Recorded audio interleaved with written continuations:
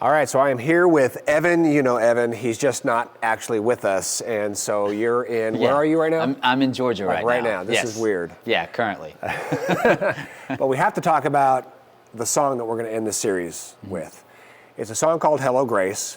And from the beginning of this series about worship, I had to have this song because you actually wrote the song. Yes. And it was a collaborative effort with our worship team, but I think you were the lead behind it. And it was really during the time of this church's Grace Awakening. Yeah.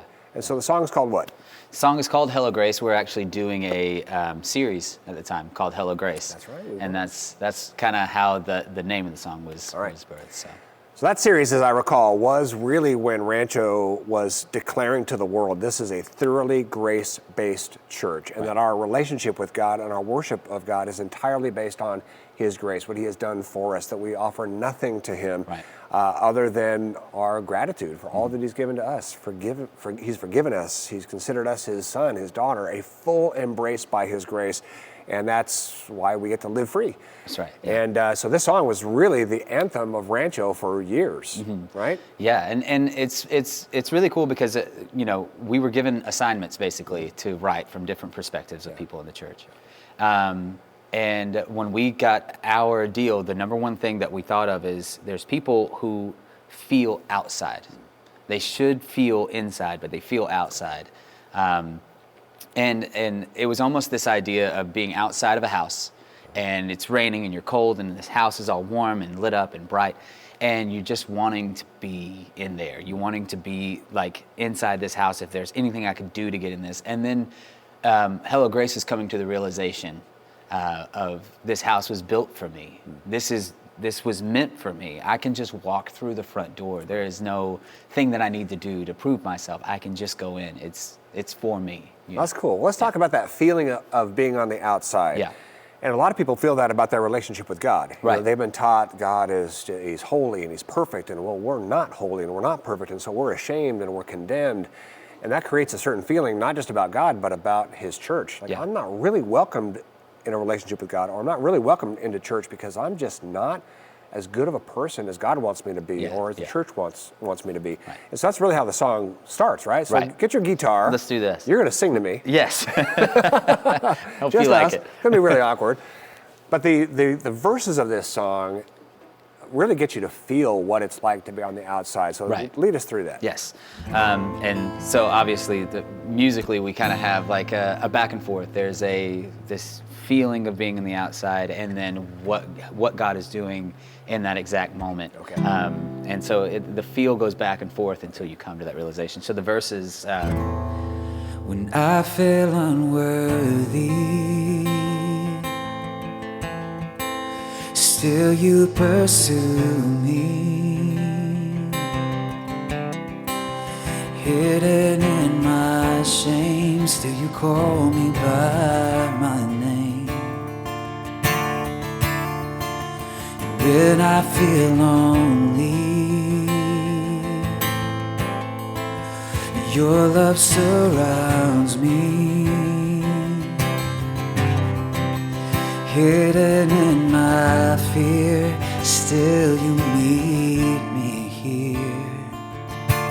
All right, so that's cool.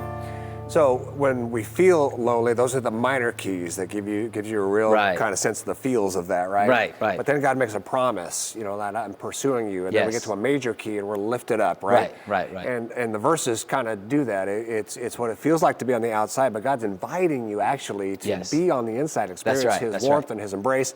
And a church community should be doing the same thing. I know you might feel, the guilt and the shame of some choices you've made, and maybe you think you should be further along in life, but you're not. Still, God pursues you. He welcomes you in. We as a church pursue you and welcome you in. Then it goes from the chorus to the pre-chorus. The pre-chorus, which is kind of cool that there's a pre-chorus. You don't see that a lot, but I love the pre-chorus. And tell us about the pre-chorus part. Yeah. Again, this is kind of the same kind of deal where I'm coming to the realization now.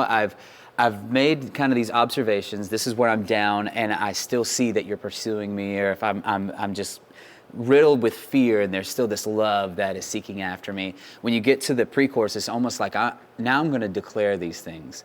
Right. I've fallen and you pick me up, and now I'm coming to the realization that this is actually happening. So this is the part of life when you think, could this be? Yes, right? Yes. Could it be true? Exactly. Right? So lead us through that pre-chorus. When I fall, you pick me up. When I'm empty, you fill my cup. From the outside, looking in, you invite me as your friend. All right, stop. All right. That was awesome. I got like goosebumps on this song. So, because you can feel the journey there, right? Right. Outside, I am looking in, and then that final declaration before the chorus is you invite me as your friend. As your friend, yeah. That's now the defining relationship. I'm embracing it. I believe it. That's right, yeah. I've received it. It's almost like that is the hello grace. You're awakening there. Yeah. Eyes are open. This God that I used to feel distant from, Right. He's friend. Yeah. This church that I used to feel, I don't know, do I have to pretend? Am I good enough? We're friends. Right. And I'm walking right through that door. Yeah, and I'm going to live this thing out. Absolutely. That's absolutely. Cool.